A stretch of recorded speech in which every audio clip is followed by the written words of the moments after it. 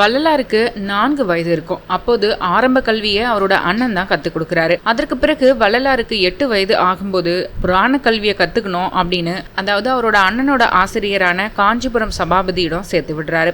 ஆனா வள்ளலார் கல்வி கத்துக்காம கந்தக்கோட்டம் போயிட்டு பாடல் பாடுவதையும் தியானம் செய்வதையே வழக்கமா கொண்டிருந்தாரு. இது தெரிஞ்சுக்கிட்டு அவரோட அண்ணன் அவரை அடிச்சும் சாப்பாடு போடாமலும் தண்டிக்கிறாரு. அதாவது சின்ன வயசுல படிக்காம இப்படி பண்றானே அப்படின்னு. ஆனா பள்ளிக்கு போகாம ஆன்மீகத்துல தான் ஈடுபாடு காட்டுறாரு வள்ளலாறு. வகுப்பு முடிஞ்சதும் கந்தக்கோட்டம் சென்று முருகனை வணங்குவாரு. அப்படித்தான் ஒரு நாள் ராமலிங்க சுவாமிகளை கவனிப்பதற்காக கந்தக்கோட்டம் முருகன் கோவிலுக்கு போறாரு காஞ்சிபுரம் மகாவித்வான் சபாபதி முதலியாரு. முருகன் சன்னதிக்கு முன்பு அமர்ந்திருந்த ராமலிங்க சுவாமிகள், ஒருமையுடன் நினது திருமலரடி நினைக்கின்ற உத்தமர்த்தம் உறவு வேண்டும், உள்ளொன்று வைத்து புறமொன்று பேசுவார் உறவு களவாமை வேண்டும் என்று மனமுருக பாடிக்கிட்டு இருந்தாரு. பெரும் பொருள் கொண்ட இந்த பாடல ராமலிங்க சுவாமிகள் பாடுவதை பார்த்த காஞ்சிபுரம் மகாவித்வான் சபாபதி முதலியாரு மெய்மறந்து நின்று கண்ணீரே வடிச்சிட்டாரு. காஞ்சிபுரம் மகாவித்வான் சபாபதி முதலியாரு சிதம்பரம் சபாபதி பிள்ளையிடம், அதாவது வள்ளலாரின் அண்ணனிடம்,